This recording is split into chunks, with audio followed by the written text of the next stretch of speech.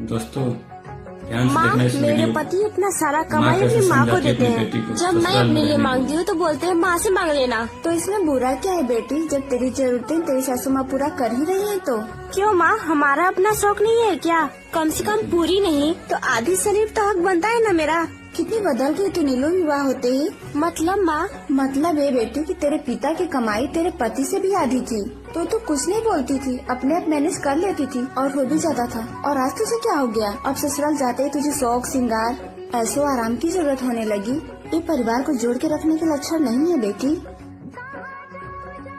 क्या सच में माँ सही बोल रही है? बहू, ये सब काम बाद में करना, जा पहले खाना खा ले। ठीक है माँ जी। अच्छी बात बता रही है।